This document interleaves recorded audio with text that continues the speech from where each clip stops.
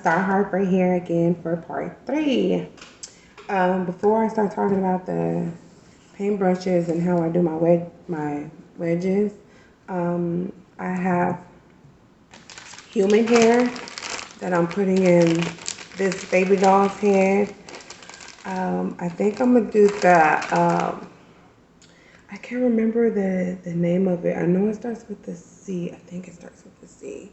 But you have like a little bit on top after you do the painting of the hair on. That's what my practice is. My practice is going to be painting on a doll's head. I had asked my girl Misty from Kids to Cradles Nursery. I love her. So I asked her for a lot of information. I don't know if I got on her nerves, Misty. If I did, I'm so sorry, honey, but I love you and thank you. And yes, I'm going to be painting the doll's hair on this doll.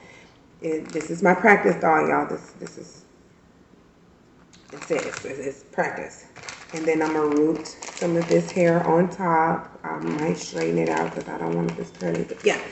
And before I do that, I have bought me some wig shampoo and conditioner, so I'm gonna be using these two. Y'all can see I used some for my wig. I had a wig on, y'all, and I washed it. So I'll be using this shampoo and conditioner. This is wig shampoo and conditioner, and it smells so good. It smells so good. So I will be using that and letting that fully dry. In the midst of that, I have a mask. It's because, you know, paint thinner or distilled water. So I put my paint thinner in here. I have a nice top on here. Jill, if you're worried about me, because we know about that incident that you had. My best friend, y'all, Jill, had some paint thinner splash into her eyes. That was so scary. So I have a nice top on here, girl. And some gloves, so I won't put no smudges on the baby doll. I have this brush to brush off any lint. Okay, then I have scissors just in case if I need them. I have some popsicle sticks to do any mixtures. I also use this to wash my brushes also. Okay, this jar I use to put, when I put all the glue in the doll's head for the eyelashes and for the hair, I'll let it sit here and dry on this glass, but the neck part is up and the and the head is down in here, if you catch my drift, if you understand what I'm saying.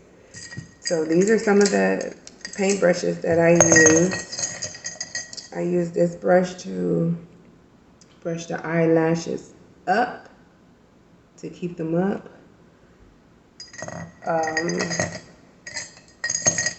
Yeah, I use this to mix my varnish with my paint thinner or distilled water. I use this to mix it up before I use it.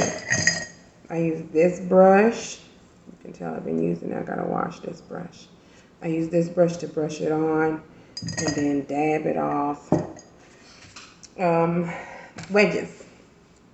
Wedges and tweezers. You will need these to tweeze the outsides to do the what do you call it? The neutral look before you start putting anything else on there.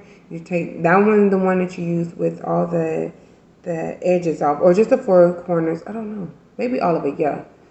All the edges off.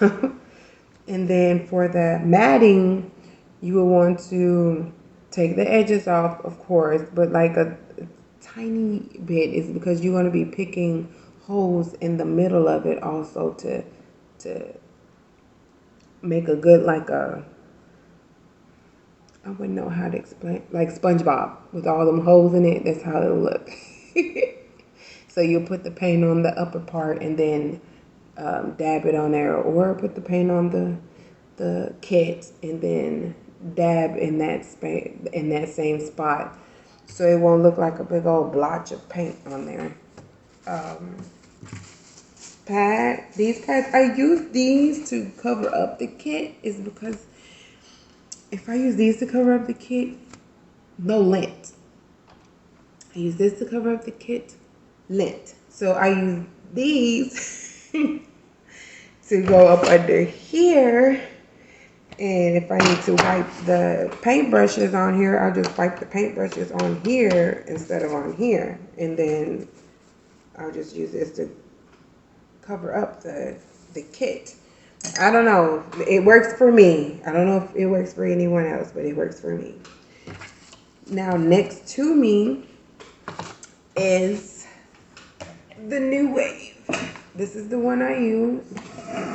I keep this puppy on 250, and I will cook the kits for like 6 minutes if it's just 1 or 2 in here. But if I put the whole kit in here, it's 15. It's like 10 minutes on here, or 15. It depends on how many layers I put on here before I put it in here. And that's it for this.